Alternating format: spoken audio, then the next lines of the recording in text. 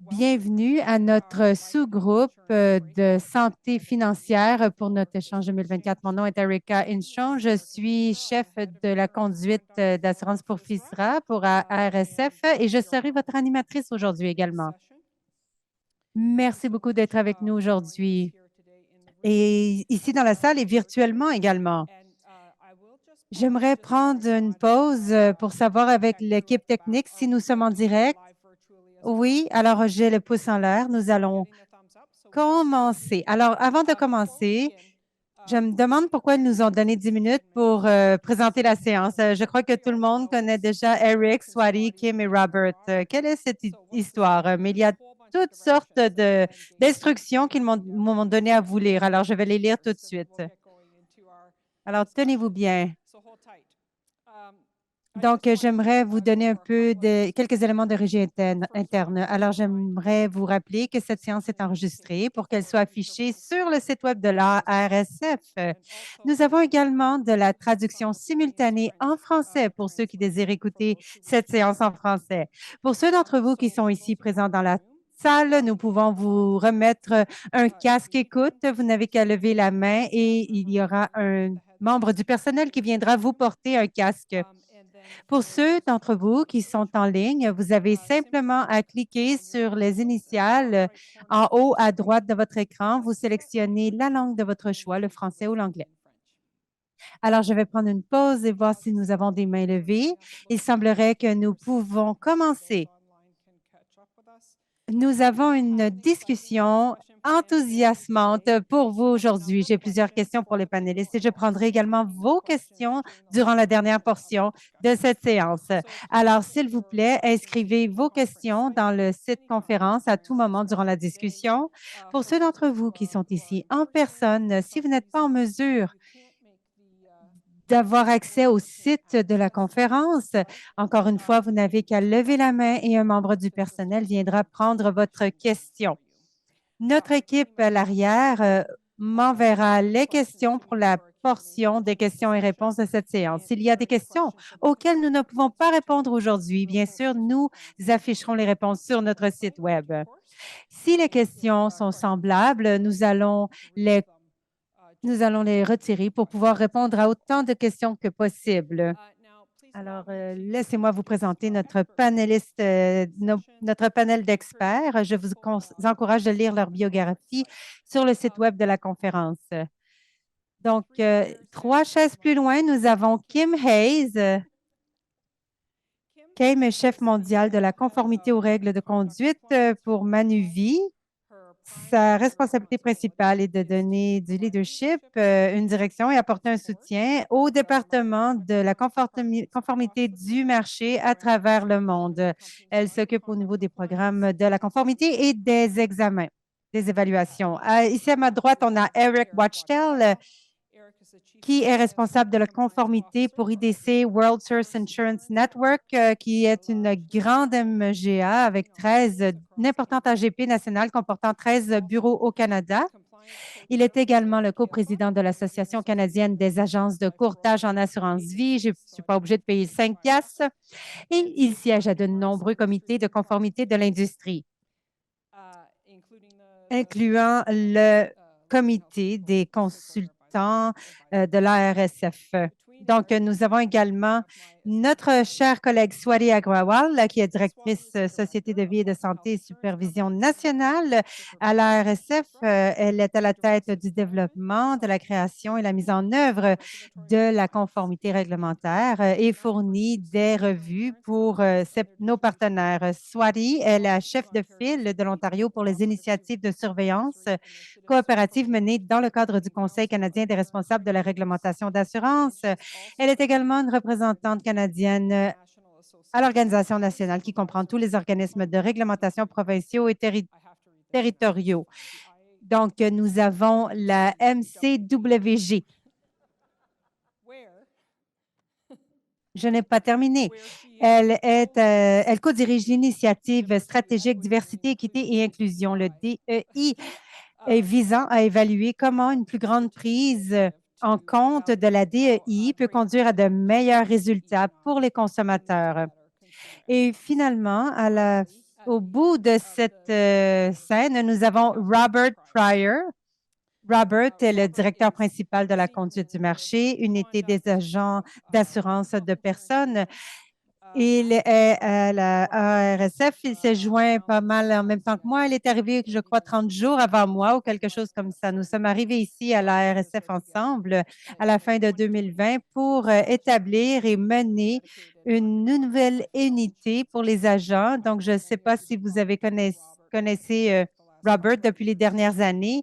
Vous comprendriez à quel point il exécute son travail sérieusement pour superviser les pratiques de conformité et les pratiques commerciales de plus de 60 000 titulaires de permis que nous avons en Ontario.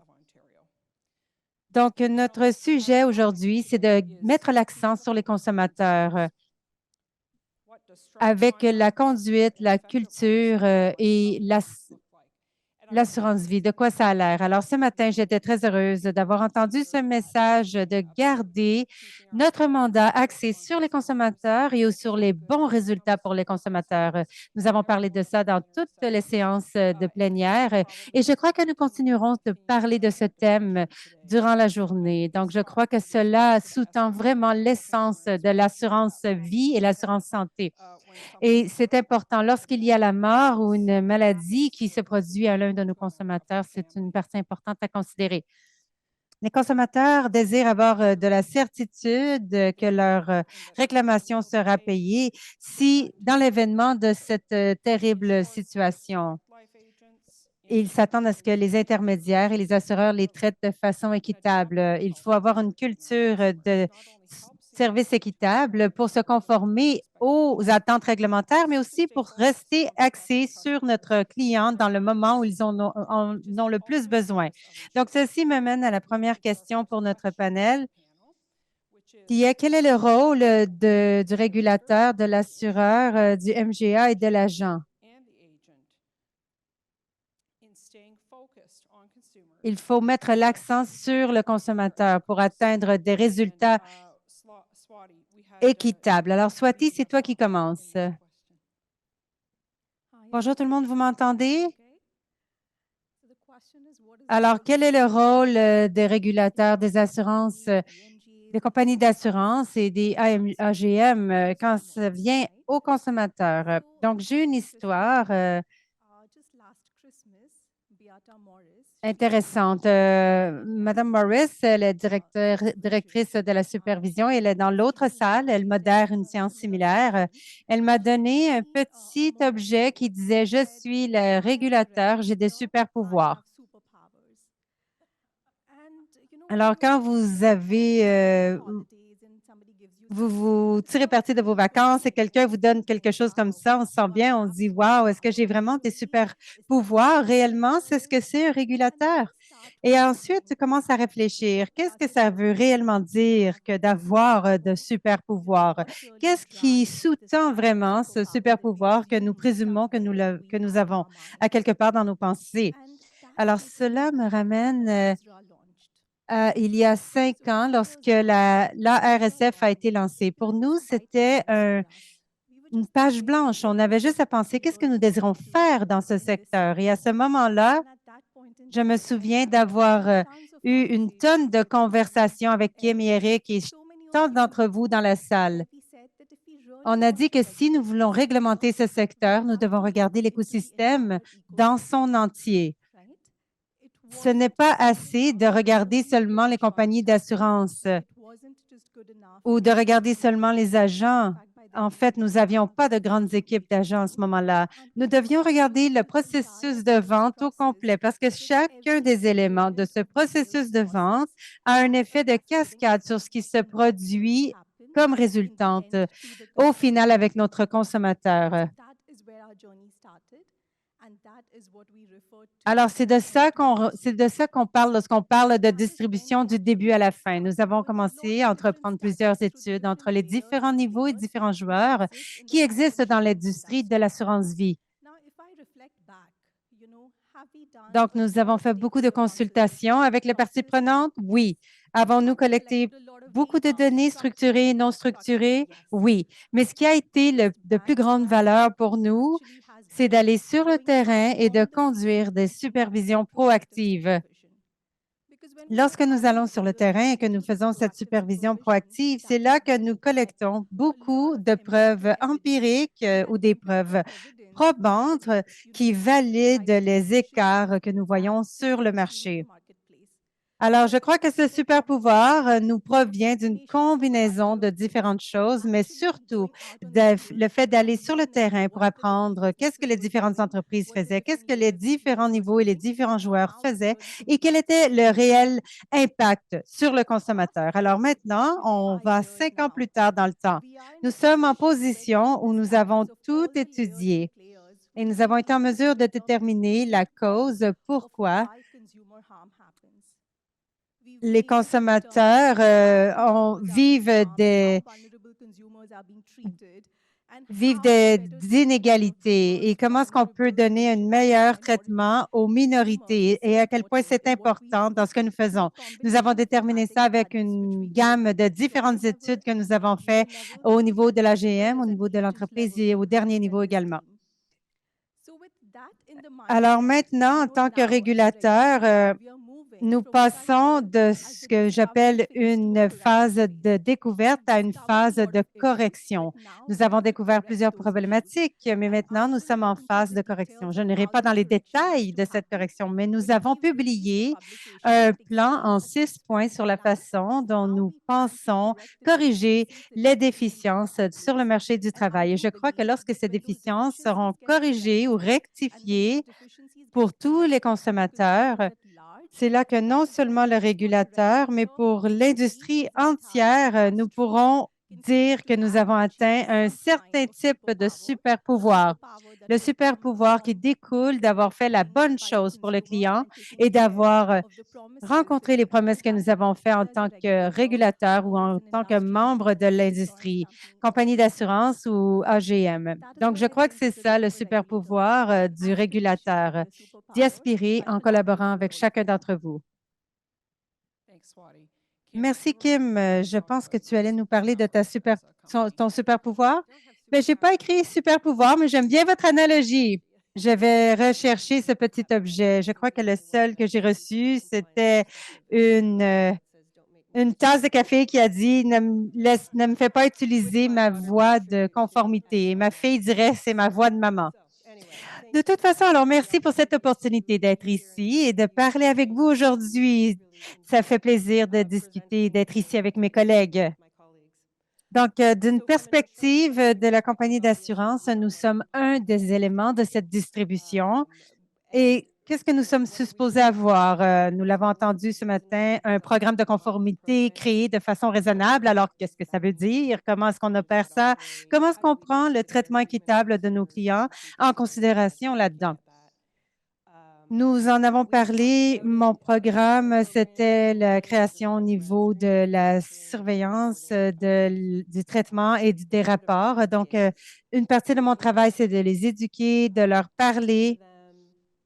Malheureusement, souvent, nous devons examiner des problématiques qui sont présentées à nous, mais en particulier au niveau des attentes de la FTC. Et oui, j'ai 5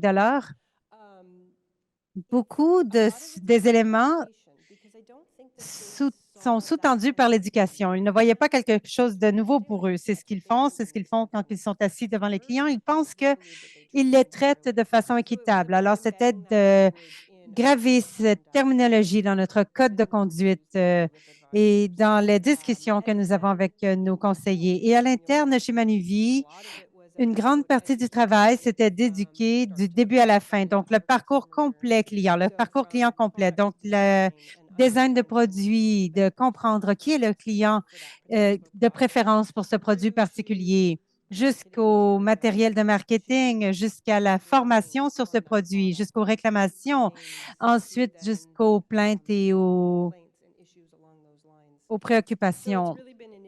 Donc, ça a été une combinaison de plusieurs facteurs dans les dernières années pour s'assurer que tout soit en place. Et durant les audits et les révisions, c'est de valider que nos conseillers le comprennent. Ça aide nos MGA à le comprendre aussi. Alors, au départ, ce n'était pas nécessairement bien compris. Mais nous avons eu beaucoup d'opportunités pour la discussion et les dialogues. Alors, nous sommes en train de flexer nos super pouvoirs ou nous sommes en train de prendre notre essor, notre envol. Voulez-vous nous parler de votre perspective? Oui, j'aimerais vous dire que c'est un plaisir d'être sur ce panel pour parler de ce sujet important. Pour la plus grande partie, les AGM ne font pas face aux clients. Il n'y a pas beaucoup de consommateurs qui savent c'est quoi un FIS. Ils ne savent pas c'est quoi une agence de gestion générale. Mais en termes d'AGM, pour avoir des bons résultats positifs, il y a trois mots simples. Connaître nos conseillers. Nous reconnaissons que le fournisseur, Manuvie ou qui que ce soit, a vraiment une bonne vision sur le type de cas qu'ils veulent soumettre. Mais nous, à l'AGM, nous avons des consultants qui ont plusieurs contrats avec différents fournisseurs. Nous avons une lentille beaucoup plus large au niveau des pratiques d'affaires de ce consultant, leur tendance, leur connaissance de l'FTC et peut-être les défis auxquels ils font face. Alors, que faisons-nous pour promouvoir le FTC? Un mot que Kim a utilisé, c'est la formation et l'éducation. Donc, ça, c'est du côté proactif. Nous offrons des formations à nos consultants et les consultants, ils sont présents. Et en plus, c'est un bonus si vous avez des formations en ligne. Alors, c'est plus facile de voir qui est présent, combien ça leur tente de faire chacun des cours, s'ils ont terminé le cours de conformité et s'ils ont obtenu leur crédit à la fin du cours. Alors, c'est un bon indicateur à savoir qui est présent dans ces cours, qui prend intérêt, qui ne l'est pas, qui n'est pas intéressé et qui utilise les MGA, les outils de conformité, les ressources que nous offrons en tant que MGA. Les outils qui encouragent un contact client fréquent, comme des bulletins de nouvelles ou des programmes de gestion des clients ou tous les outils de cybersécurité que les consultants peuvent adopter dans leur pratique. Est-ce que les conseillers sont alignés avec notre AGM ou est-ce qu'ils sont principalement absents? Ce n'est pas un indicateur que c'est un problème, mais certains conseillers fonctionnent comme une île. Plusieurs des conseillers sont comme ça, mais c'est bien pour nous de garder l'œil ouvert sur cette information et de voir qui sont les conseillers qui participent. Et une chose positive que je peux dire de la perspective de l'AGM, c'est que de plus en plus, nous avons des consultants ou des groupes de consultants ou des AGM qui vont nous demander de faire une présentation. Ça ne se produisait pas il y a même 3 ou 5 ans, c'était très rare.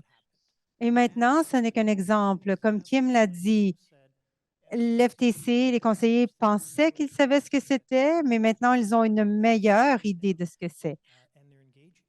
Une autre chose que les AGM peuvent faire pour promouvoir le FTC, ce sont les revues de pratiques que les consultants font sur les conseillers. Nous avons, nous, près de 300 consultants qui ont été sujets à une révision d'une pratique, de leur pratique ou un examen de leur pratique. Alors, ceux qui passent l'examen, ils ont des drapeaux verts partout sur leur rapport. Alors, on veut regarder ça, mais voir s'il y a des écarts. Est-ce que les conseillers ont échoué certaines sections de cet examen? Est-ce qu'ils doivent utiliser nos modèles ou nos outils pour les adopter dans leur pratique? Nous voyons ça comme étant une opportunité de se mettre devant le consultant avec nos développements d'affaires et de souligner l'importance de ces APR. Et l'autre point positif qui en est ressorti, ce matin, j'ai entendu parler de la planification de la succession. Peut-être qu'un plus vieux consultant veut faire l'examen, ne passe pas, mais finalement, on réalise que c'était comme un cri à l'aide en silence. Ils veulent prendre leur retraite, mais ils sont très fidèles à leurs clients. Ils ne se tiennent pas à jour au niveau des connaissances et ils ont besoin de notre aide pour leur plan de succession. et ou plutôt, on préfère dire la continuité de l'entreprise. Donc, le consultant peut rester impliqué et continuer d'être présent pour ses clients, mais d'une autre façon. Donc, c'est fantastique lorsque les AGM peuvent penser à cela, de présenter de plus anciens consultants, de nouveaux consultants. Il y a quelques éléments que je pourrais énoncer, mais j'aimerais donner la chance à Robert de parler aussi.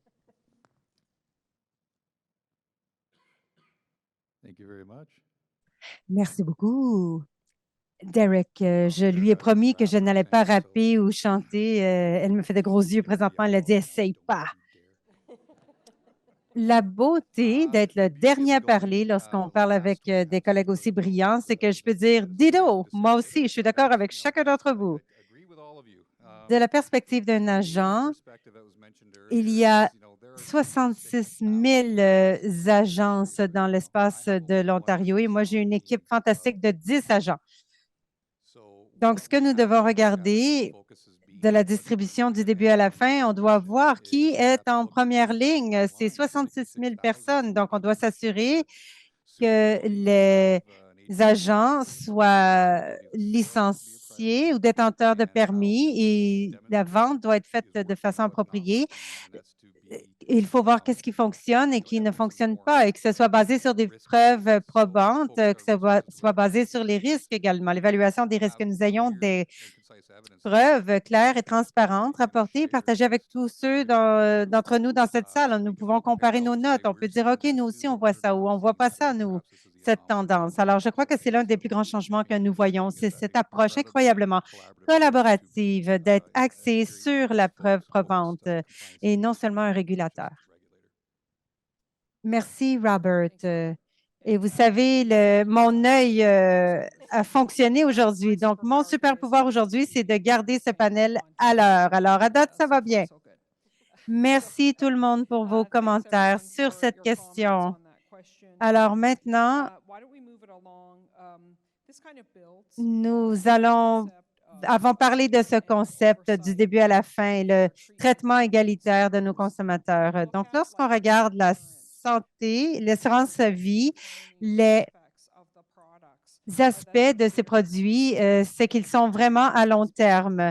Et il est vital que les consommateurs puissent avoir accès à des conseils pour s'assurer que les produits qu'ils achètent aujourd'hui soient adéquats et qu'ils puissent protéger leurs besoins à venir en termes de finances. Alors, si on regarde ce rôle principal que nous jouons et nous encourageons la sécurité financière de tant d'Ontariens, donc, quelle est votre approche pour s'assurer que les clients soient traités de façon égalitaire depuis que les différentes guides de FIS ont été adoptés? Alors, Eric, je crois que vous vouliez commencer. Donc, on a parlé de formation et d'éducation. Et nous avons des partenaires qui ont eu des événements. Nous avons également porté beaucoup d'intérêt vers les APR des consultants à une plus grande fréquence, une fréquence qui ne va faire qu'augmenter.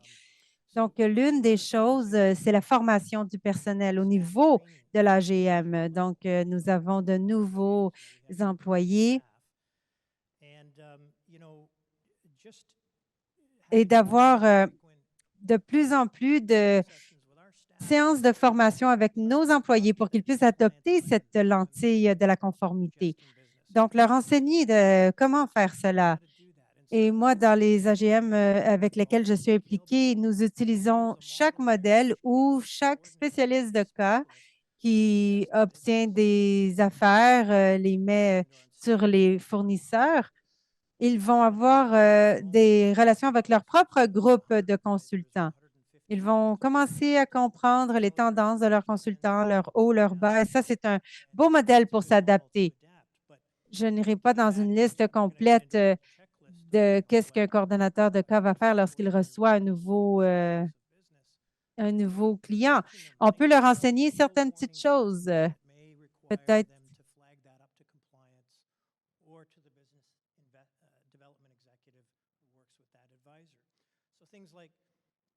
client income to premium ratio. Is it looking very, very high?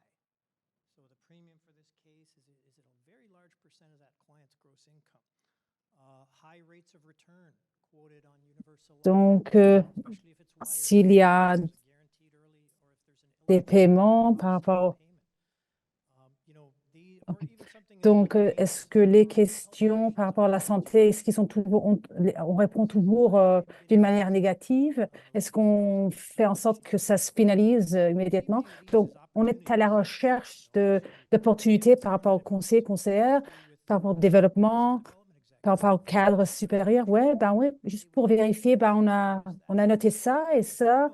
Et l'équipe de Kim a certainement noté la même chose. Donc, vous êtes en train de faire certaines choses, d'engager d'une manière négative et le client ne répondra pas peut-être d'une manière positive. Donc, c'est une bonne opportunité pour qu'on puisse élever la fréquence et on peut les aider par rapport à des actions correctives pour qu'ils puissent se mettre à jour.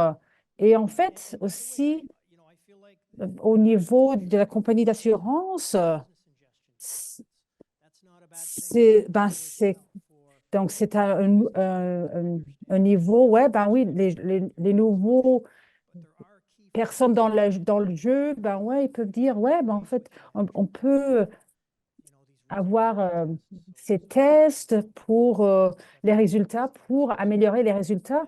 Et j'ai aussi parlé, deuxièmement, donc, faire en sorte qu'on puisse faire note des plaintes d'une manière organisée par rapport aux tendances, par rapport aux tendances du marché. Donc, y a-t-il certains conseillers qui ont reçu des plaintes de la part de certaines compagnies d'assurance? Y a-t-il des plaintes qui sont pertinentes par rapport aux conseillers, par rapport à cette compagnie? Donc, est-ce qu'il y a des plaintes par rapport à quelque chose de spécifique? Donc, par rapport à RG, on essaie de faire une suivi. Euh, Donc, nos catégories sont les pratiques par rapport au business, la, la confidentialité. S'agit-il d'une d'une stabilité financière par rapport au score financier? Est-ce qu'on peut parler avec le conseiller, la conseillère pour mieux comprendre ce qui se passe? Y a-t-il une plainte par rapport à un conseiller? Est-ce qu'ils ont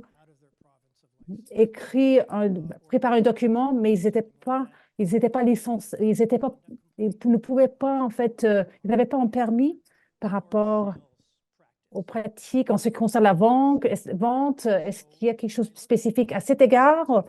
Donc, c'est peut-être pas, c'est peut-être pas le bon mot, mais il y a des plaintes élevées ou pas très importantes. Donc, pour la plupart du temps, le client, parce que c'est un produit Manulife, ben Kim, il contacte Kim et et on va trouver le dossier. Non, je suis en train de vous dire que ça n'a jamais lieu, ça ne se passe jamais comme ça. Donc, il pourrait avoir des inquiétudes par rapport aux conseillers, conseillères, mais c'est très important de faire un suivi, de mieux comprendre comment ça se passe pour qu'on puisse avoir des discussions correctives ou pour qu'on puisse concevoir des programmes de conformité. Donc, je pense que je vais m'arrêter là. Donc, est-ce que vous voulez peut-être ajouter par rapport aux commentaires d'Eric? Oui, absolument.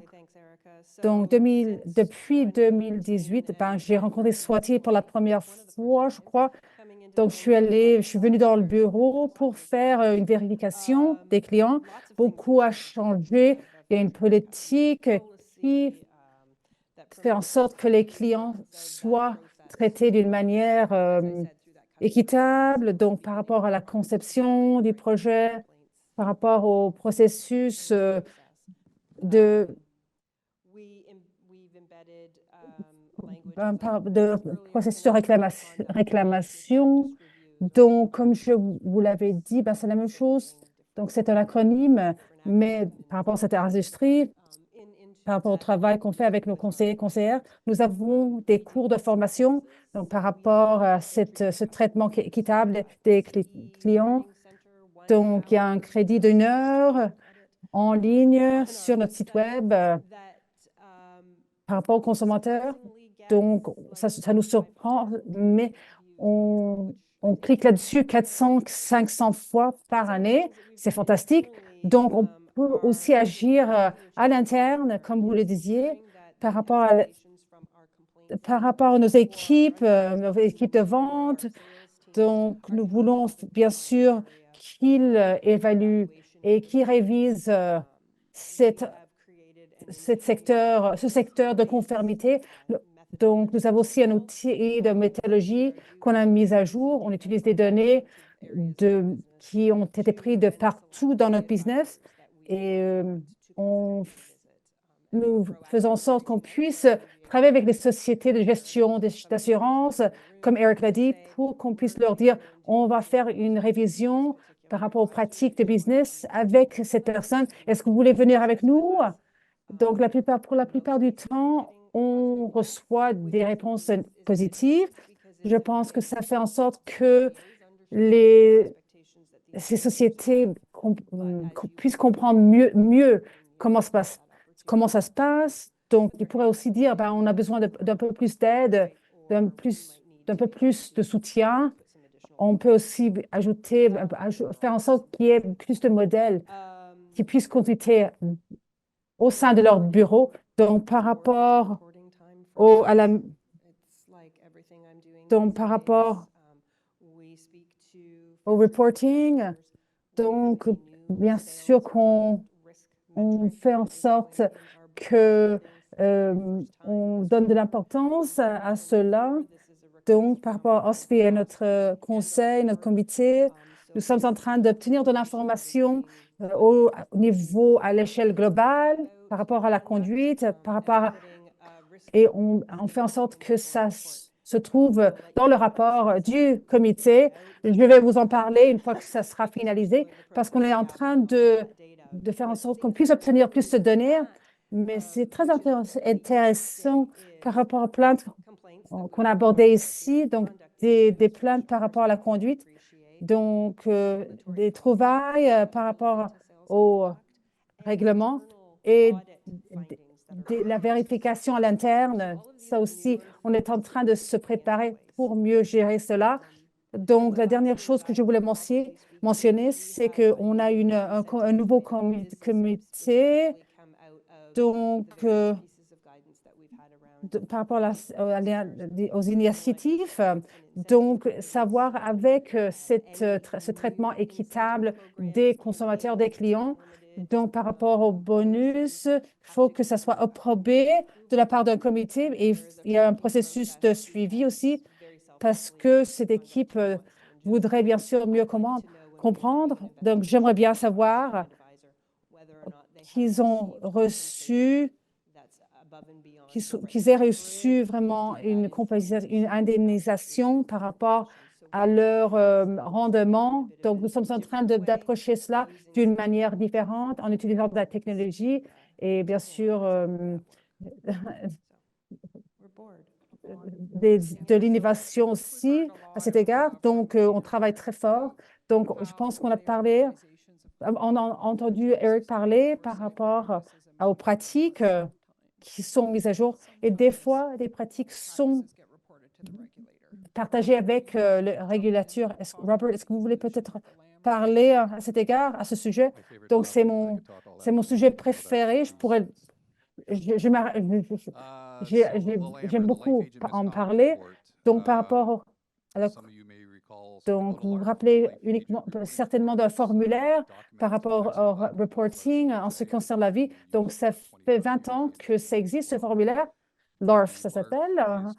Donc, il y a 24 points de données. Donc, dans la salle, la grande salle, la salle générale.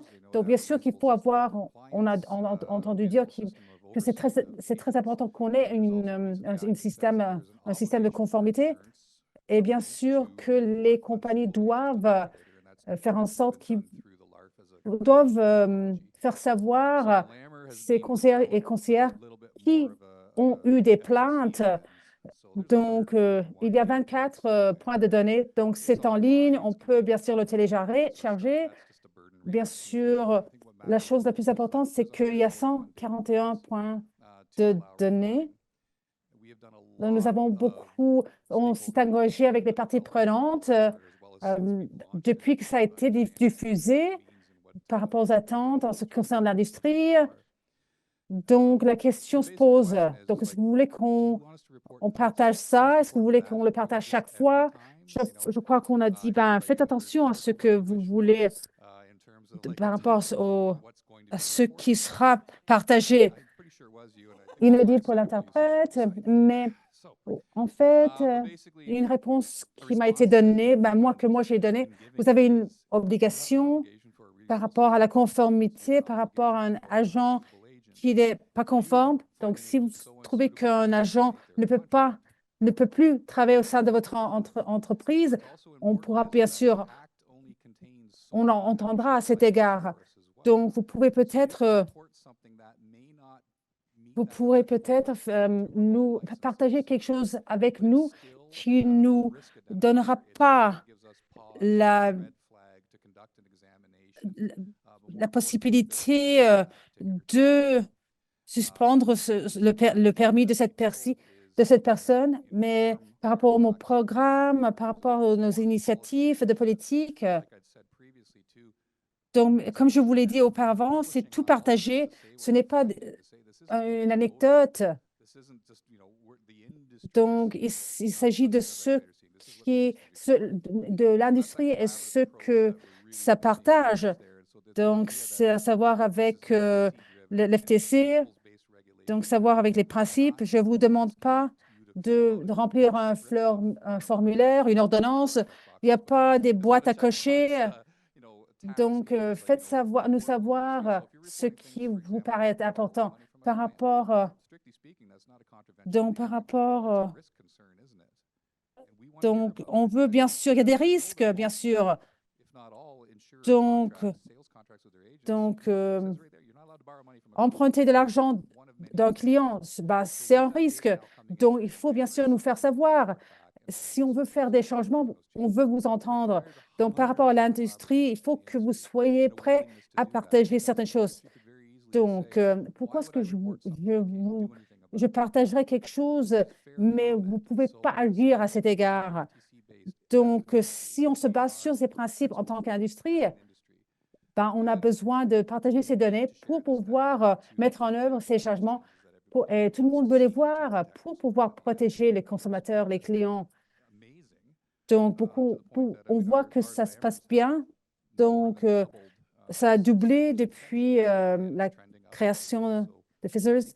Donc, merci d'avoir partagé cette vision et d'avoir fait ce qu'il fallait que vous sachiez. Donc, Robert, je ne sais pas combien d'entre vous dans le public ont fait en sorte que vous avez partagé un Lemmer. Donc, j'aimerais bien féliciter l'équipe de Robert qui l'a conçu. Il a fallu qu'on dépose un Lemmer et Debbie a répondu entre 36 heures. Donc, on répond certainement à cela. Donc, c'est très bien. Donc, il y a beaucoup de ressources, Robert. Il y a 20. Eric aussi a promu cela. Donc, il y a des ressources donc, par rapport à la MERS. Donc, c'est en fait la chose la plus importante, non? Donc, une seule chose à ajouter par rapport. Donc, les sociétés de gestion d'assurance sont en train de partager cela. Donc, par rapport au règlement, donc, vous voyez là le niveau d'engagement par rapport aux sociétés de gestion d'assurance qui déposent des LEMR. Donc, ça nous dit beaucoup par rapport à l'industrie, à la qualité de l'industrie. Donc, Robert a certains membres de ces équipes qui sont ici aujourd'hui. Donc, c'est bien qu'ils puissent entendre cette rétroaction. Merci au panel. Donc, nous avons Sam qui a mené le développement du LEMR et Annie et Debbie aussi sont là. Donc, si vous avez des questions, des commentaires par rapport au LEMR en tant qu'outil ou comment on peut l'utiliser Vous avez des personnes là que vous pouvez consulter. Ils sont magnifiques. Ils sont dans la salle. Donc, je pense que le Lemmer, Eric et Kim, vos commentaires par rapport à vos programmes et comment ils ont évolué. Donc, nous l'avons entendu dans la session plénière. Donc, ça nous a aidé par rapport à l'obtention d'une opinion, d'une vision d'experts par rapport à la supervision proactive et réactive. Et je pense que ça parle aussi par rapport à l'évolution, par rapport à l'FTC, pour qu'on puisse obtenir des résultats équitables pour les consommateurs. Donc, en tant que principe, à FISRA, ça nous aide, ça nous rappelle que chaque politique, derrière chaque politique, il y a une personne, il y a des familles, ils ont leur propre histoire. Et c'est pour ça qu'ils ont besoin de l'assurance, ils ont leur propre besoin à cet égard. Donc, parlons de l'initiative d'aujourd'hui. Donc, quelles sont vos priorités en ce moment actuel? Donc, je pense que Kim, vous alliez dire quelque chose à cet égard. Oui, Erica, donc absolument, on en a parlé ce matin par rapport aux avances, aux avances technologiques, aux outils à cet égard. Donc, j'ai embauché il y a deux ans et demi qui était analyste de données. Il est maintenant scientiste à cet égard et son rôle était de transformer la manière dans laquelle mon département travaillait. Donc, on était basé sur le papier et maintenant, on est très numérique. Donc, je pense que vous avez 66 000 et Manulife a plus que 100 000 conseillers au Canada, je pense. Donc, c'est beaucoup, il y a beaucoup de personnes, en fait. Comment est-ce qu'on peut être plus efficace en utilisant la technologie? Donc, vous avez une variété d'outils analytiques graphiques qui examinent des conflits d'intérêts. Donc, si un conseiller est le bénéficiaire par rapport aux politiques, donc ils sont bien sûr le bénéficiaire par rapport des autres politiques aussi, donc des autres polices. Donc, nous utilisons les analytiques pour voir si le conseiller et la conseillère utilisent leur propre adresse IP pour signer électroniquement. Donc, beaucoup d'entre nous opèrent de cette façon-là. De cette façon-là, on peut acheter une maison de cette manière-là. Donc, il faut s'assurer que les conseillers, les conseillères et les clients, les consommateurs le comprennent. Donc, nous avons examiné cela et nous voulons bien sûr utiliser ces avancements pour mieux surveiller. Donc, on regarde, on examine si l'affaire, et une fois qu'on se dit, ben oui, vous avez reçu toute la documentation, donc la vente, c'est vraiment basé sur le besoin, ça marche pour cette communauté, sur ce client. Donc, on a pu le résoudre d'une manière proactive avec cette société de gestion d'assurance et le conseiller, la conseillère aussi. Donc, ce sont des manières uniques qu'on a commencé à changer ce monitoring par rapport aux conseillers, conseillères. Donc, pour l'année 2024, j'aimais bien avancer notre programme des pratiques de vérification. Donc, le fait qu'on est en 2024 et on utilise une feuille de calcul Excel, ça me rend folle. Donc, j'aimerais bien pouvoir améliorer ce qui est à les dispositifs à cet égard. Donc, par rapport à la divulgation des conseils, donc ça, bien sûr que ça remplit les trouvailles. Comme ça, il ne faut pas copier-coller constamment. Donc, demandez-moi la même question dans un an et demi. Donc, on voudrait bien sûr faire beaucoup plus de changements. Donc, je vais m'arrêter là. Merci. Swati, est-ce que vous pouvez peut-être lier cela au travail qu'on fait par rapport à l'échelle globale et nos priorités à cet égard? Donc, merci, Erica. Vous avez parlé de beaucoup de choses et j'en ai parlé avec Robert Donc, Robert n'aime pas les feuilles de calcul, Excel non plus. Et je pense que Debbie et les autres ont travaillé très fort. Donc, on a parlé des LAMER en tant qu'évolution. Donc, je pense que c'est une priorité qui continue à évoluer, qui continue à changer. Et ça, bien sûr, ça s'améliorera lorsqu'on obtiendra plus d'informations de la part de l'industrie. Donc, j'aimerais bien vous parler à l'égard de deux sujets. Donc, durant les dernières 5 ans, donc, on examine certaines choses d'une certaine lentille en l'examinant d'une certaine manière. Donc, on examine des choses de près. Mais après ces 5 années, il faudra peut-être le regarder d'une manière générale.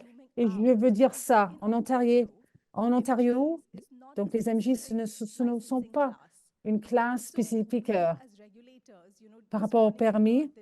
Donc, moi, j'ai entendu ce matin, ben, il faudrait bien sûr savoir ce qu'on mesurera. On ne connaît pas leur modèle de business. Nous ne connaissons pas les compagnies d'assurance qui ont des accords avec les MGA.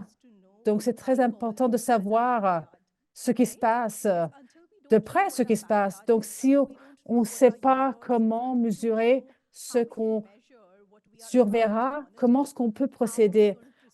Donc non, donc, on a mis l'emphase sur cela.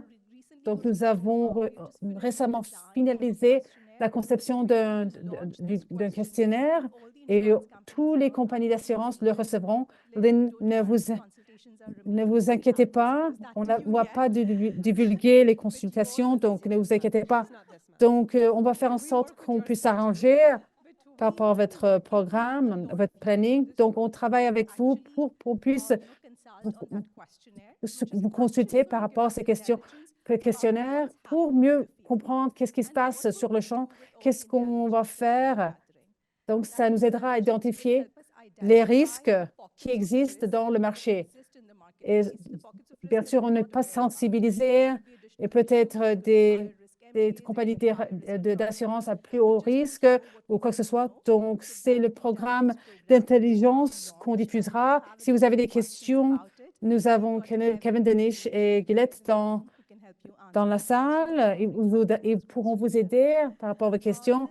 Donc, la deuxième partie, donc Erica en a parlé, par rapport à ce qui se passe à l'échelle globale. Donc, je ne suis pas originaire du Canada et je suis venue au Canada il y a quelques années. Donc, par rapport au système régulatoire au Canada, par rapport à ces enjeux et la conduite du marché, j'ai commencé à travailler là-dessus. Donc, je me suis rendu compte qu'au Canada, ce qu'on voit au Canada n'est pas unique. Donc, pas beaucoup de carences, beaucoup de problèmes qu'on essaie de résoudre au Canada. Ils existent à l'échelle globale, de partout, dans beaucoup de pays. Donc, nous sommes très chanceuses que notre PDG, Mark White, on l'a sélectionné pour qu'il puisse être le président au ISS. Et dans cet espace,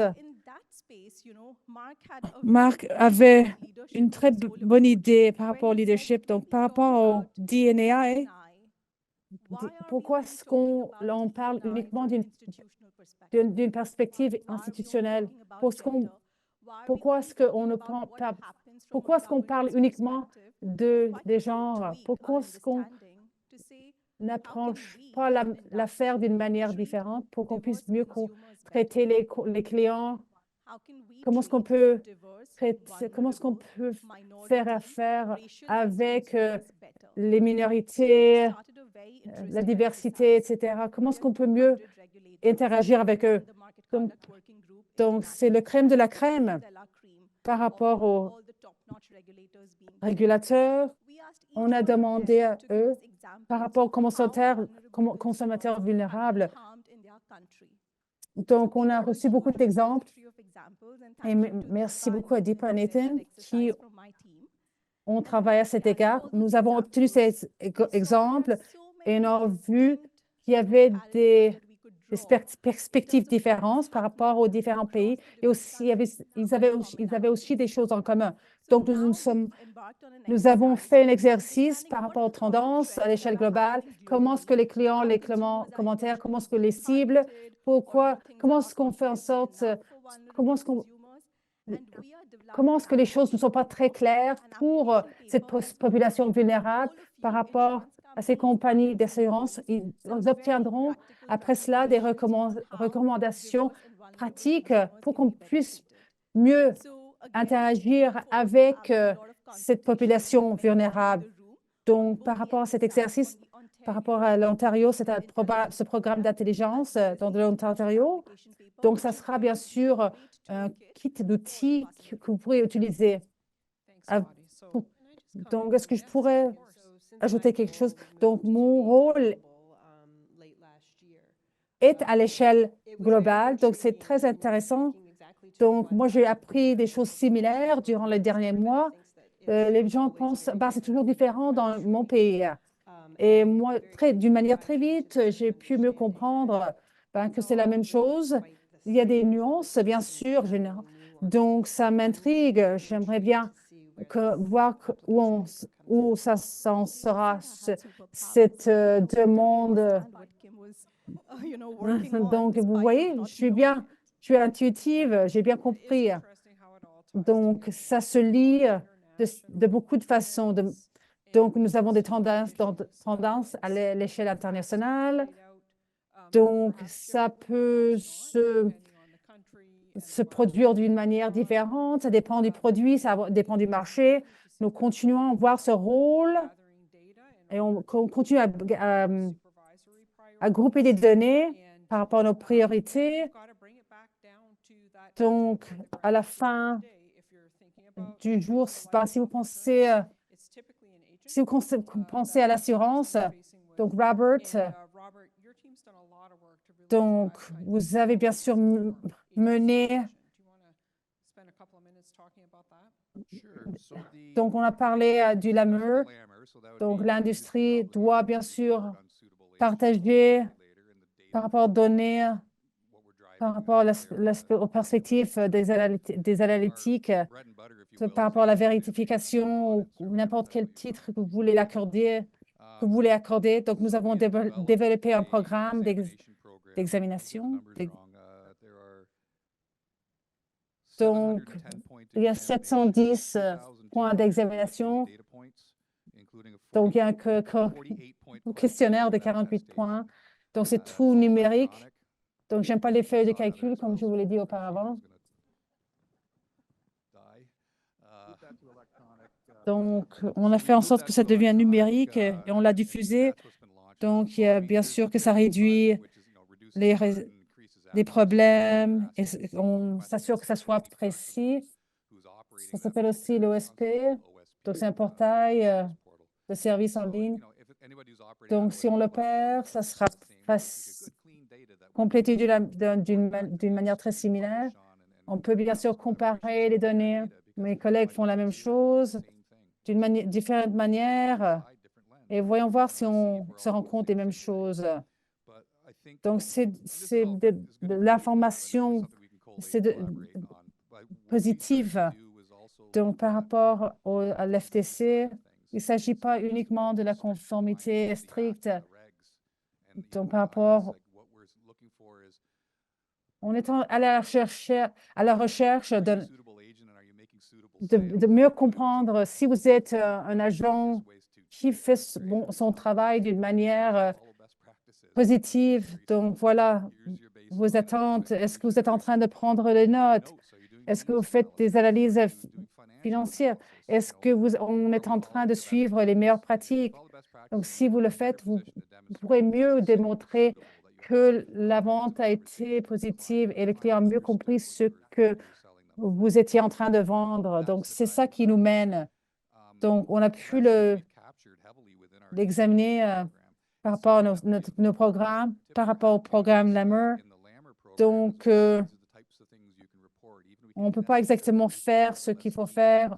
Continuons à collectionner des données par rapport aux changements politiques, des lois, le changement des lois aussi. Donc, je pense que faire des tests par rapport à ces pratiques par l'industrie est aussi, voudrait que ça se passe de cette manière-là. Donc, si on reçoit un LEMR, bien sûr, on fait en sorte qu'on puisse faire ce qu'il faut faire. C'était très, très spécifique. Focused examinations, which is another form of, risk identification and thematic review. But we're also soon going to be sending out something called because you need another acronym. This one's BPAC, and it's Nous allons conclure. Je te l'avais dit, j'ai dit que je devais conclure et Erika avait dit non. Donc, le BPAC, c'est le questionnaire de conformité d'affaires et c'est quelque chose qui ne sera pas identifié comme étant un risque. C'est plutôt randomisé, aléatoire. Donc, c'est important de démontrer à l'industrie également qu'on n'est pas là juste pour attraper les mauvais et on veut attraper les bonnes choses aussi, les bons coups, pas juste les mauvais coups. Nous sommes très confiants qu'il y a d'excellents consultants ou agents et nous voulons les mettre en lumière. Donc, c'est quelque chose qui est un peu plus aléatoire. C'est une approche qui n'est pas basée sur le risque. Et de cette façon, ça crée un peu, quel est le mot que je cherche? Ah, c'est plutôt la fondation. Donc, c'est un sondage fondamental. Et ce que nous allons demander, ce sont les pratiques d'affaires. Le BPAC sera signé par des attestations. Donc, nous avons des agences que nous leur avons donné des pénalités monétaires, administratives, et ils ont dit, je ne savais même pas que je devais faire ça. Je vais changer ma pratique maintenant que j'ai fait cet examen. Donc, ce n'est pas tout le temps d'attraper les mauvais coups et de pointer ce qui n'a pas été bien fait, c'est plutôt de pointer ce qui a bien été fait, d'utiliser cette opportunité d'apprentissage pour améliorer les pratiques d'affaires généralement, de façon générale. Merci, Robert. J'aimerais te dire, au début, tu as dit que tu voulais conclure, mais après, j'ai compris que c'était une mauvaise situation. Oui, je vais mettre mon micro comme ça, je vais commencer à rapper. OK, continuons. Nous avons regardé le passé, le présent. Maintenant, nous allons aller dans la partie de la boule de cristal. Donc, la FSRA aura 5 ans ce printemps. Et dans le secteur des assurances, vie et santé, nous poursuivons notre stratégie sectorielle pluriannuelle visant à établir et à rendre opérationnelle l'approche de FSRA en matière de supervision de la distribution de bout en bout des produits d'assurance vie et santé. L'équipe de la FSRA chargée de la conduite du marché surveille les agents, les intermédiaires, les assureurs. L'équipe chargée de la conduite du marché surveille les agents intermédiaires, les assureurs, identifie les risques de préjudice, comme nous l'avons dit dans les panels aujourd'hui, pour les consommateurs et effectue des examens de surveillance pour s'assurer du respect de la loi sur les assurances, des règlements, des règles et des directives. Les résultats que nous essayons d'atteindre sont les suivants. Nous avons l'adéquation des acteurs du marché, les pratiques commerciales qui favorisent des résultats équitables et atténuer les risques spécifiques pour les consommateurs en ciblant les pratiques qui créent un risque plus élevé de préjudice pour les consommateurs. Donc, dans la perspective des 5 prochaines années, vu que nous sommes tous ici ensemble, quand la RSF va avoir 10 ans, de quoi a l'air l'avenir? Comment affectera-t-il les consommateurs et comment y préparez-vous? Alors, Eric, vous allez commencer? Oui, ce matin, durant la discussion IA, nous avons entendu cette belle merveille technologique et ce miracle technologique, cette ère dans laquelle nous vivons. Je crois que c'est intéressant que selon notre expérience, les consommateurs se fient à leur agent plus que jamais. Donc, si ça veut dire de faire des recherches ou d'obtenir de l'information, mais cette merveille technologique mène aussi à un certain niveau de paresse. Ce que j'aimerais dire aussi, c'est que les gens n'ouvrent plus leur courrier. Plusieurs personnes ont leur carte de crédit en autopaiement. Regardent-ils réellement leur état de compte à tous les mois?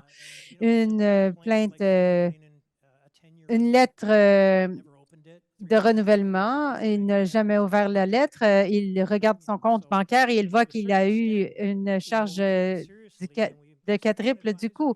Donc, quand un client dit c'est toi mon mec ou c'est toi ma fille, il le croit vraiment.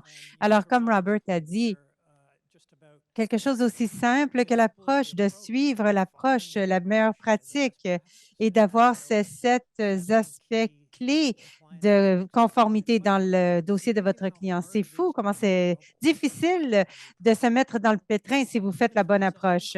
Même du côté consultatif, si le conseiller fait une lettre de mobilisation avec le client, ça demande une certaine autoréflexion et souvent, l'agent peut se corriger lui-même et il va dire, OK, écoute, je vais regarder ça de plus près. Pour revenir à la question, comment est-ce que je m'attends à ce que ça peut évoluer en termes de marché? Donc, on voit déjà que l'équipe de licence et des permis de ARSF regarde les renouvellements de permis beaucoup plus qu'avant et on leur dit, oui, vous devez téléverser vos diplômes. Donc, on peut s'attendre à ce que ça augmente, qu'il y ait beaucoup plus de détails axés sur ce qu'on appelle cette licence ou ce permis.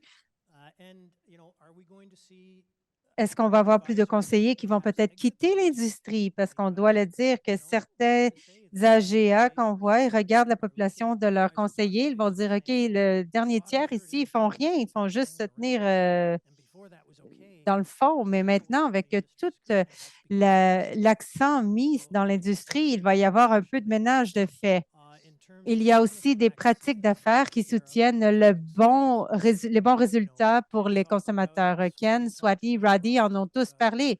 Donc, de cogner sur la porte du conseiller, leur demander qu'est-ce que tu fais dans ta pratique? Et nous avons vu des assureurs faire quelques petites jambettes créatives. Un assureur, maintenant, plutôt que d'avoir un examen normalisé des conseillers, ils vont faire des audits.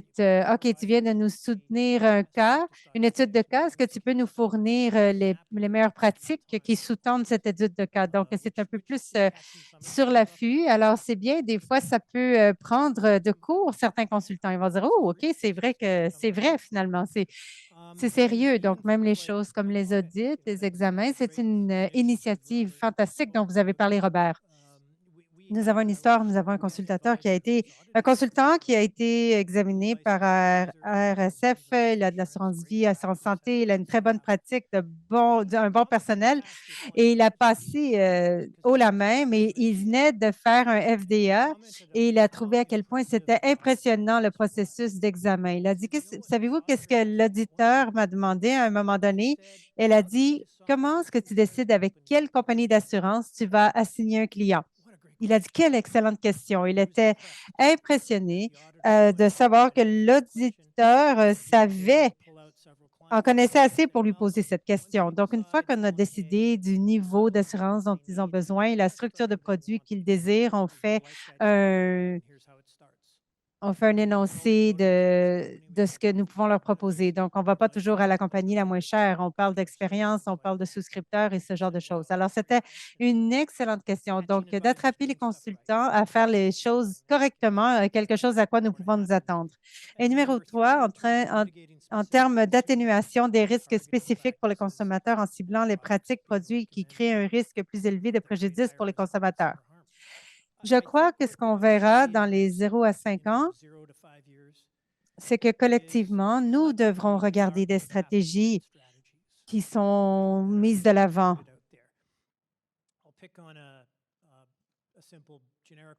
Je vais passer à un exemple générique, comme de tirer parti. Donc, je ne vois pas beaucoup de consultants qui recommandent l'effet de levier, mais je me souviens que dans ma carrière, j'avais quasiment à me batailler avec un fournisseur en gros bancaire en termes de pourquoi je ne voulais pas permettre un cas particulier de fait de levier. Il a dit, écoute, le client se qualifie pour 5 millions de dollars et d'essayer de leur expliquer que cela ne veut pas dire que c'est raisonnable pour le client, étant donné leurs paramètres, leur âge, leur tolérance au risque, leur valeur, le profil. Donc, ce n'est pas nécessairement raisonnable pour eux. Donc, à un certain point, nous devons reconnaître que, me voilà, le AGM qui essaie de contrôler cela. Le banquier, juste comme notre expert climatique sur scène a dit, wow, tu ne peux pas assurer une maison qui est dans une terre inondable, mais tu peux obtenir un prêt pour en acheter une. C'est pas cohérent, c'est incohérent. Donc, si j'essaie d'atténuer un cas de levier, OK, bien, le banquier, en gros, veut vendre des dettes. Il veut avoir un maximum de dettes. La compagnie d'assurance veut vendre des unités de fonds secondaires. Alors, moi, en tant que agent de conformité de l'AGM, je ne peux pas arrêter ça par moi-même. Au niveau de l'industrie, du régulateur, s'ils ne mettent pas de l'avant une opinion pour dire, OK, voici les 9 points. Si on regarde le MFDA qui a une façon assez raisonnable de quel serait le levier raisonnable et qu'est-ce qui serait au-delà de ça. Donc, les risques clients, le ratio de dette et de biens, ce n'est pas juste une entité qui peut contrôler cela. Tout le monde doit mettre une ligne dans le sable. Oui, on a des fonds secondaires, des orientations qui s'en viennent là-dessus. Ça t'expliquera. OK. Robert, tu peux parler du futur? Oui, on en a parlé. On a parlé de la façon qu'on a changé notre processus de supervision vers OSP. On est 100 numérique maintenant au niveau de la réception des examens, des BPAC. Où est-ce que nous nous prenons de l'expansion? C'est qu'il y a 66 000 agents. J'ai une petite équipe, mais bien solide. Donc, nous devons tirer parti de la technologie fortement.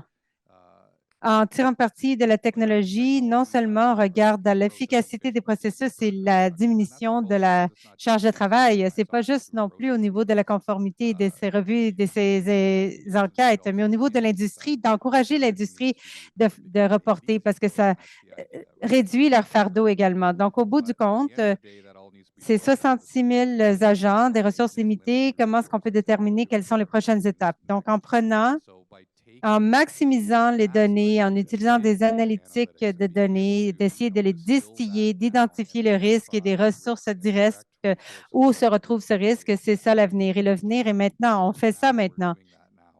Alors maintenant, nous renforçons les capacités pour pouvoir maximiser cela et aussi pour repartager ces données. En attendant, il faut être réaliste. On n'atteindra pas 66 000 agents toutes les années. Ça n'arrivera pas. Donc, il faut avoir une approche de confiance et de confirmation. Donc, oui, on a des données auto-reportées à travers des questionnaires comme le BPAC. C'est un questionnaire qui va avec le programme d'examen. Il y a une attestation à la fin et on vous fait passer le serment. Donc, vous allez passer un examen. Peut-être que vous faites partie d'un BPAC qui est un questionnaire plus vague, qui n'aura peut-être pas une examination, un examen de suivi, mais il y a l'attestation. Donc, une approche de confiance qui doit être mise de l'avant et on doit croire que les agents vont faire les rapports de façon adéquate et réaliste. Donc, c'est l'approche que nous avons lorsque nous regardons un plus grand nombre. Pour l'avenir, nous avons déjà mis en œuvre le IA dans nos programmes, en particulier pour réduire le fardeau de travail. Nous avons vu que l'industrie s'est retournée massivement vers les applications électroniques.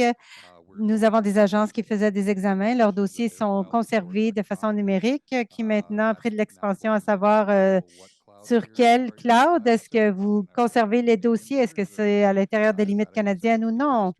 C'est le genre de conversation que nous avons qui prennent de l'ampleur vers CISRO, CCRR. Donc, c'est une croissance fulgurante où je vois que c'est très positif. Les données sont la connaissance et les connaissances vous permettent de prendre de bonnes décisions. Alors, si maintenant, comme vous avez dit plus tôt, tout était fait par papier et maintenant, ça a changé. C'est plus facile de traiter et d'analyser ces données pour identifier les nuisances ou identifier les agents qui font de l'excellent travail. Alors, c'est quelque chose dont on peut tirer parti pour faire élever cette industrie dans son entier. Donc, en analogie, j'aime beaucoup dire comment est-ce que tu manges un éléphant? C'est une bouchée à la fois. One bite at a time, exactly. Kim, wanna jump in with the company Non, je veux parler de la compagnie, pas de l'éléphant. Donc, tu en as parlé beaucoup. Déjà, Robert, comment nous changeons la façon dont nous faisons la surveillance, comment on utilise les données, je vais faire quelques points de suivi de ce qui a déjà été fait. Bien que nous utilisions ces données pour nous conseiller, comprenez également que nous allons voir avec quelle firme ils sont, quel AGM, quel AGA. Cela peut avoir une influence sur les conversations que nous allons avoir ou les interactions que peut-être nous désirons avoir avec ces firmes. Je crois que les pratiques de nos conseillers ont changé, mais elles changeront de façon monumentale avec l'utilisation de la technologie. Vous avez parlé de notes et de ce genre de choses. Je ne comprends pas pourquoi les conseillers n'enregistrent pas leurs appels ou leurs réunions et n'utilisent pas ces enregistrements comme notes de réunion. Mais comment est-ce qu'on s'assure que c'est sécuritaire? Comment est-ce qu'on s'assure que le consultant comprenne dans quel cloud ou dans quel nuage numérique il est? Est-ce que tu as accès ou un accès limité ou est-ce que l'assistante ou l'adjointe que tu viens de renvoyer hier a toujours accès à tous les dossiers? Est-ce que tu t'es assuré de prendre en compte tous ces éléments de cybersécurité? La cybersécurité est l'enjeu le prioritaire avec lequel nous gérons. Donc, ils ont eu soit leurs courriels qui ont été compromis ou les clients ont eu leur adresse courriel de compromise. Alors, ça ne fait que commencer. Donc, il y a toute une gamme d'éducation qui doit être mise de l'avant pour les clients, pour les consultants, lorsqu'ils utilisent cette technologie qui devient rapidement le quotidien pour chacun d'entre nous. Je faisais partie d'une très grande ATO, donc reprise de compte. Ça fait plus de 2 ans et on parlait aux fournisseurs ENO et ils venaient de compléter un sondage de leurs consultants qui achetaient leurs produits d'assurance et le mot de passe numéro 1, c'était encore le mot de passe 1, 2, 3, 4. Vraiment, ce n'est pas un mot de passe. Comment est-ce qu'on peut mettre de l'avant ces choses qui sont à notre avantage, de l'AGM, à l'assureur, au régulateur, mais aussi en même temps de s'assurer que le client est bien protégé?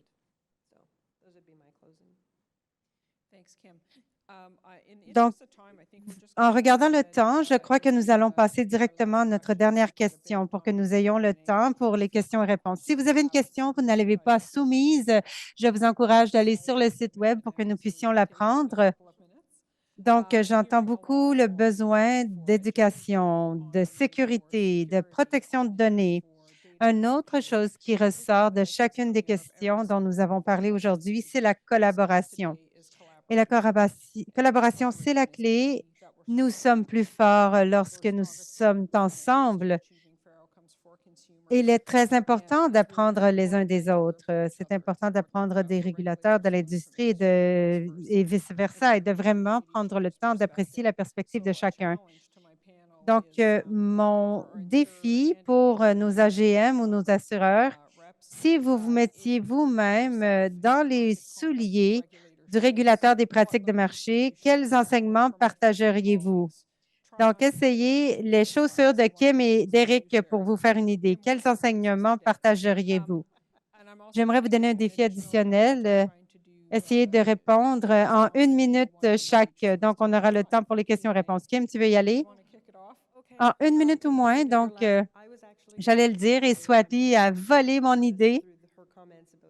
C'est d'apprendre des exemples et des expériences qui se produisent tout autour de nous et d'utiliser cette observation pour informer et changer la façon que nous allons de l'avant. Pour ceux qui ne savent pas, je proviens de l'industrie, alors j'ai vu les deux côtés de la médaille. Je crois que c'est important de reconnaître que les gens dans le monde de la conformité sont authentiques. Ils tiennent à cœur le client et ils sont authentiques dans cette idée. Donc, je crois qu'on a Les gens pensent que les assureurs, ils veulent faire de l'argent et c'est des ventes et des commissions. Oui, c'est de la business, mais du côté de la conformité, ça peut toujours être authentique. Et du côté du régulateur, ce n'est pas le gros méchant régulateur qui vient. C'est aussi une question de collaboration et ça doit être fait ensemble. On doit le faire ensemble. On doit voir qu'il y a une réalité que des 10 000, des milliers de transactions se produisent à tous les jours. Un régulateur ne peut pas venir et dire comment ça se fait que tu as manqué ça? Le régulateur va venir poser une question plutôt comme ah, comment ça se fait que tu as manqué ça? OK, on va apprendre ensemble, on va trouver une façon de mitiger ou d'atténuer ce risque. Donc, comme tu le disais, c'est bien d'avoir vu les deux côtés, mais surtout de partager l'information, partager les erreurs autant que les victoires. C'est certainement important. Je l'ai déjà dit. Donc, si tout le monde suit la grande vague de la conformité, tous les navires pourront se soulever également. Donc, de la perspective de l'AGM, ce que nous aimerions que vous sachiez, c'est à quel point nous pensons que le travail que vous faites est important. Et nous espérons que vous pouvez le trier parce qu'au niveau de base, en tant qu'AGM, et si on voit un mauvais acteur et on doit rapidement réassigner le client à un nouveau consultant, et entre-temps, ce consultant est toujours en train de parler à ses clients parce que rien n'est fait, cela nous met en position difficile. Mais évidemment, on doit reconnaître qu'on doit se couvrir les arrières. Il y a des étapes légales qui doivent être faites, mais nous aimerions vous dire que nous reconnaissons cela. Et peut-être que c'est plus pour CHA ou l'industrie en général, mais les applications sont un si grand potentiel. On peut ajouter de FTC là-dedans. S'il y a une petite compagnie d'assurance, je ne dirai pas leur nom, mais il y a une équipe de vente dédiée et c'est intéressant. Avec l'application, si le conseiller essaie d'ajouter un cas avec une prime qui est plus de 12 que le salaire brut, il y aura un gel sur cette demande. Donc, ça doit être approuvé à plus haut niveau. Donc, les applications peuvent arrêter quelque chose. Si un conseiller écrit un cas d'un client qui habite en Alberta et le client veut le signer, et c'est écrit signé où? En Alberta et le permis du consultant est en Ontario. L'application devrait geler ce cas. Ça ne devrait pas passer. Donc, il y a quelques points ici.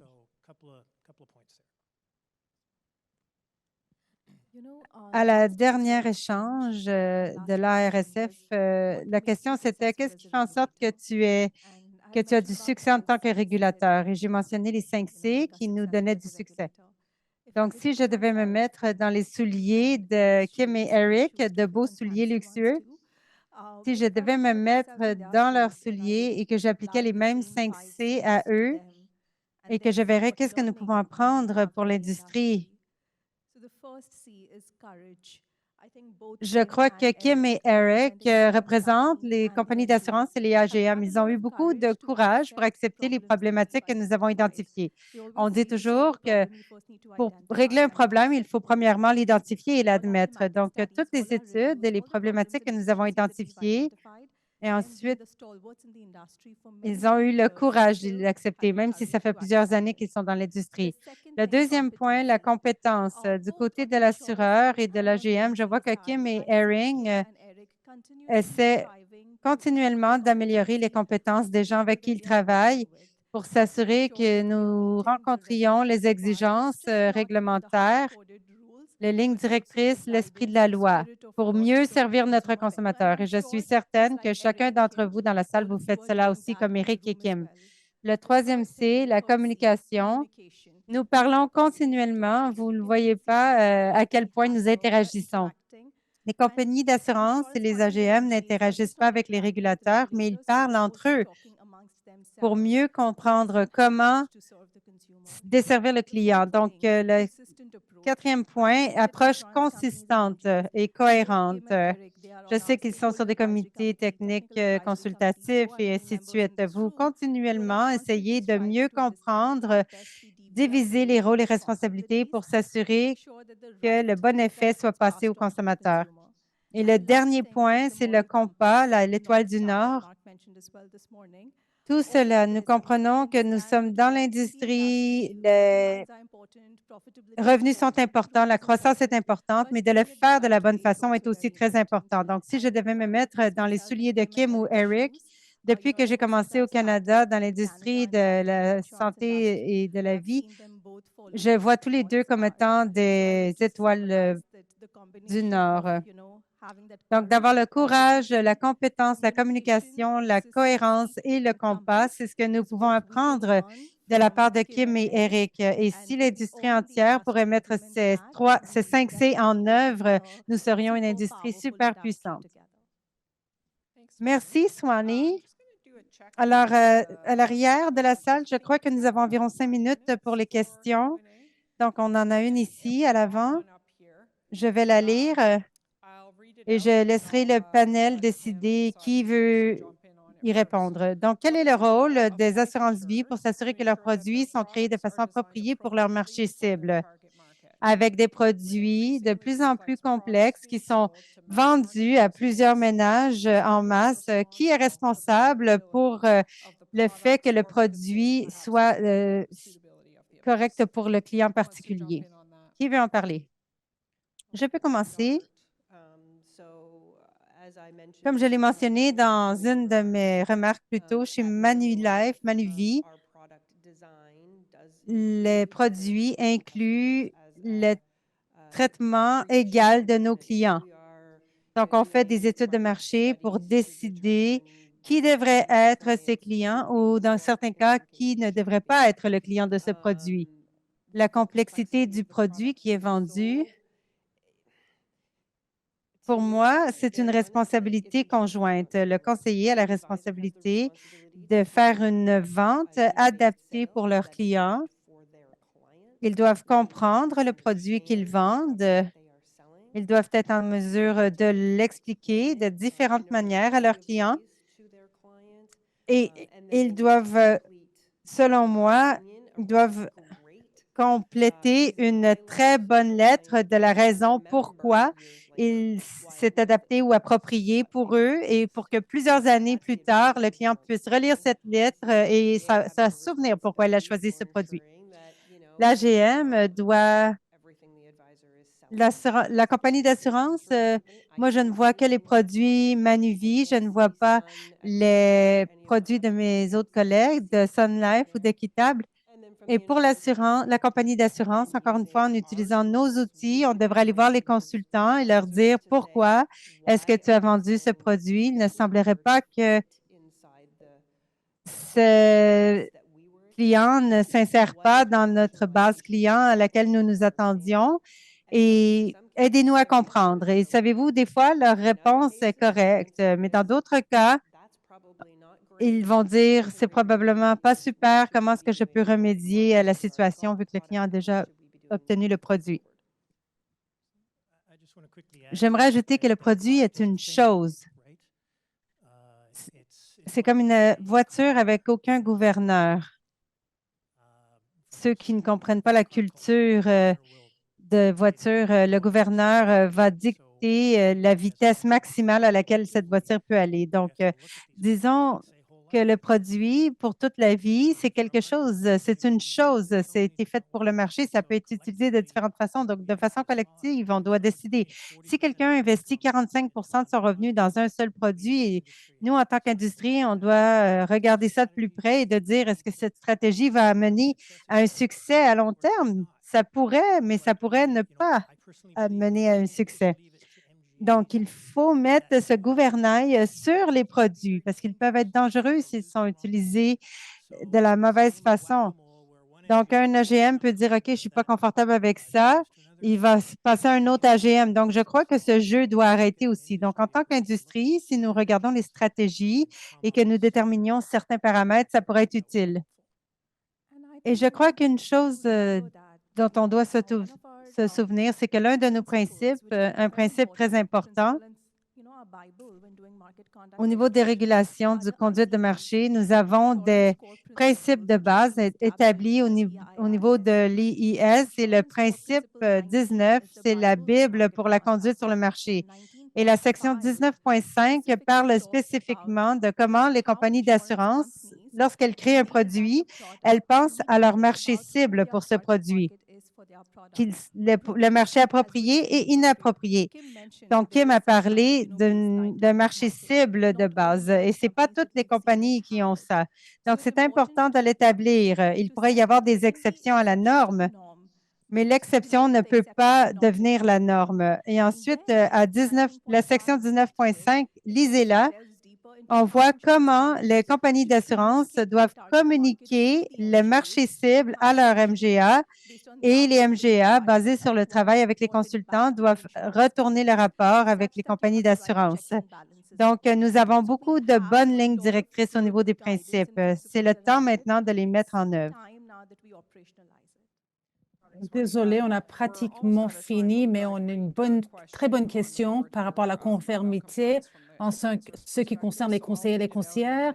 Robert, je vais commencer avec toi. Vous aurez 30 secondes chacun. Donc, par rapport aux conseillers, les fonctions de conformité, est-ce ils causent des problèmes par rapport au business? Comment est-ce que les assurances comment est-ce qu'ils soient motivés pour faire la chose appropriée? Donc, j'ai entendu le commentaire, ben, je ne fais pas d'argent, je ne gagne pas d'argent en faisant de la conformité. Dans le secteur privé, je suis là pour la vente. Donc, il ne faut pas que je sois là par rapport aux lettres, à la documentation. Donc, il faut faire les meilleures pratiques, il faut faire les étapes appropriées à cet égard. Donc, ce que moi je dis, ben, si vous voulez vendre et si vous voulez obtenir de l'argent, vous ne voulez pas assurer qu'il y a de la bonne conformité par rapport à chaque vente. Donc, parce que vous avez suivi ces meilleures pratiques, c'est comme ça qu'on maintient une certaine norme. Donc, c'est votre plan de retraite. Voilà. Non. Désolée. Donc, je vais être un petit peu plus détaillée. Donc, je pense qu'on peut aider les conseillers et les conseillères donc, on attend à ce qu'ils s'adhèrent à ces meilleures pratiques au début de leur carrière et peuvent bien sûr faire des petits ajustements lorsque c'est requis. Donc, je dis toujours aux conseillers et conseillères, il ne s'agit pas des plaintes. Donc, j'ai vu que les plaintes disparaître parce qu'ils avaient des notes magnifiques et des lettres à cet égard aussi. Donc, il faut bien comprendre ça et bien travailler. Donc, je pense qu'à court terme, oui, peut-être, mais nous ne sommes pas là pour le court terme. Dans les polices d'assurance vie, donc c'est à long terme. Donc, si vous faites les meilleures pratiques, ben, c'est clé pour avoir du succès. Donc, faites en sorte que vous suiviez certains principes. Donc, par rapport au niveau MGA, par rapport aux conseillers, conseillères, pour les personnes qui font des business et qui veulent faire bien, donc suivre ces étapes fait en sorte qu'ils obtiennent plus de business. Donc, comment est-ce qu'on peut faire en sorte que les gens aient plus de succès? Et on veut bien sûr communiquer aux conseillers, conseillères. Donc, il ne faut pas vraiment s'excuser par rapport à vos clients. Ça peut améliorer leur compréhension. Donc, s'ils ont des problèmes, s'ils ont un accident ou quoi que ce soit, leurs familles comprendront mieux ce qui s'est passé. Donc, nous sommes arrivés à la fin. Donc, vous aimiez bien sûr la conformité. Vous avez resté jusqu'à la fin. Donc, on vous remercie d'avoir été là. J'espère que vous avez bien pu apprendre de nouvelles choses pour ceux d'entre vous qui sont dans la salle et ceux d'entre vous qui sont en ligne. Donc, on aimerait bien que vous complétiez le sondage sur le site web. Donc, ça nous aide beaucoup. Ça nous aide à planifier la séance, l'événement de l'année prochaine. Donc, on vous prie de vous joindre à nous pour une réception. En bas des escalators, il y aura bien sûr un bar à paiement. Donc, on voudrait bien sûr continuer ces discussions, faire du réseautage aussi. Donc, avant que vous partir de cette salle. Donc, veuillez remercier le panel pour cette discussion engageante et très informative. Merci.